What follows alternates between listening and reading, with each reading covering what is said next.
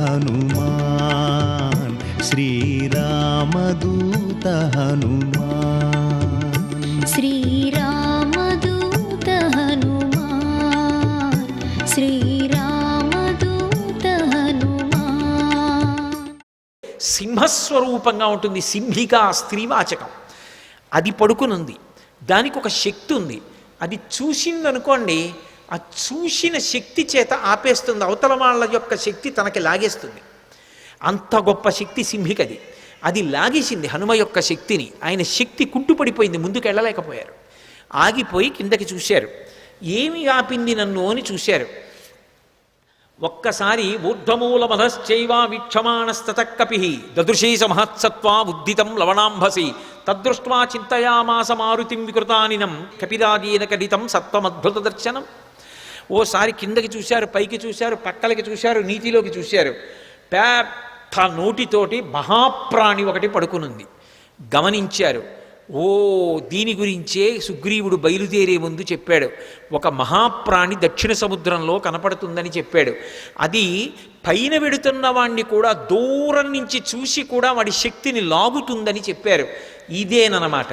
దీన్ని ఉపేక్షించకూడదు. ఇది చంపే లక్షణం ఉన్నది. సురస చంపదు, ప్రవేశించి బయటికి వెళ్ళచ్చు, అనుగ్రహించడానికి వస్తుంది. సంసారం చంపేయడానికి రాదు. సంసారాన్ని సక్రమంగా వినియోగించుకోగలిగిన వాడు ధర్మం చేత అర్ధకామములను ముడివేసి చక్కటి వైరాగ్యాన్ని పొంది వానప్రస్థుగా మిగిలిపోయి ఈశ్వరుడికి దగ్గరవుతాడు. సంసారాన్ని ఉపయోగించుకోలేనివాడు సంసారం పెట్టిన పరీక్షకి లొంగలేక ఇది నేననుకుని బరువు పెంచుకుని సంసారమునందు మగ్నుడైపోతాడు. తట్టుకోగలిగిన వాడు సంసారంలోకి వెళ్ళి కామాన్ని అర్థాన్ని ధర్మంతో ముడిసి తరిస్తాడు. అందుకని అది పరీక్షిస్తుంది, అది అనుగ్రహిస్తుంది. అందుకు నమస్కరించారు. సింహిక అనుగ్రహించదు, చంపేస్తుంది. అందుకని దీన్ని విడిచిపెట్టకూడదనుకున్నారు. వక్త్రం ప్రసారయామాస పాతాళాంతర సన్నిభం సంక్షిప్య ముహురాత్మానం నిష్పపాత మహాబల. ఒక్కసారి శరీరం పెంచారు. మళ్ళీ సురస పెంచినట్టే సింహిక కూడా పెద్ద నోరు తెరిచింది. చూశారు.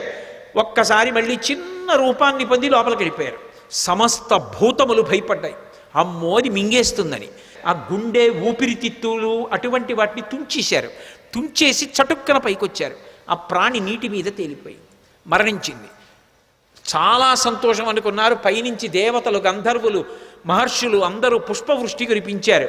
బయలుదేరి మహానుభావుడు ముందుకి వెళ్ళిపోతున్నారు.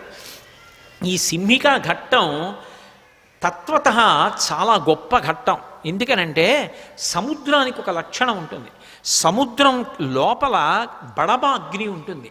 ఆ బడబాగ్ని ఉంటుందని మనకి శాస్త్రవాక్కు. అది సంక్షుభితం అవుతుంది. సముద్రం లోపల విశేషమైన కదలికలు వచ్చాయనుకోండి, ఆ కదలికలకి ఏం చేస్తుందంటే అది ఒక మహాశక్తిని ఆవిర్భవింపచేస్తుంది. ఆ మహాశక్తి మెల్లమెల్లగా సముద్రంలో ఏర్పడి విస్తరిస్తుంది. విస్తరిస్తూ అది ప్రచండ వేగంతో బయటికి వస్తుంది. వచ్చినప్పుడు అది బడబాగ్ని రూపంలో, విద్యుతాగ్ని అంటారు, ఆ విద్యుతాగ్ని రూపంలో బయటికి వస్తోంది అనుకోండి.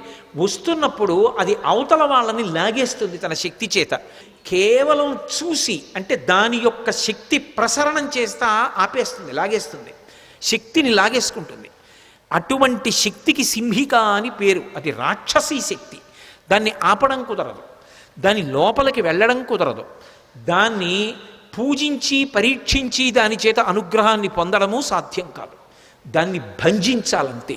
అది ఎవరి జోలికి రాలేదు అంటే మహాత్ముల జోలికి రాలేదు. మహానుభావుడు, నవవ్యాకరణ పండితుడు, సూర్యుని యొక్క శిష్యుడు, వాయుపుత్రుడు, బ్రహ్మగారి వరం పొందినవాడు, అపారమైనటువంటి తపశ్శక్తి సంపన్నుడు, విజితేంద్రియుడు, అటువంటి స్వామి హనుమని తుపాను చెనకగలదా? ఆ సింహికారూపం చెనకగలదా?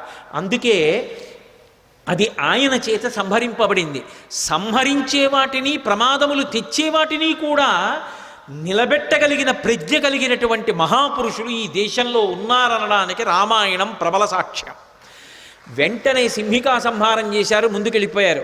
తతస్సలంబ సగిరే సమృద్ధే విచిత్రకూటే నిపపాతకూటే. లంబపర్వతము అనబడేటటువంటి పర్వతం, ఆ పర్వతం మీద దిగారు.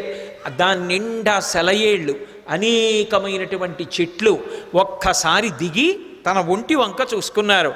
ఓహో, రామానుగ్రహం ఉండాలి, కానీ ఇటువంటి నూర్లు ఎన్నైనా దాటుతానన్నారు. సర్వం శ్రీ ఉమామహేశ్వర పరబ్రహ్మార్పణమస్తు. స్వస్తి.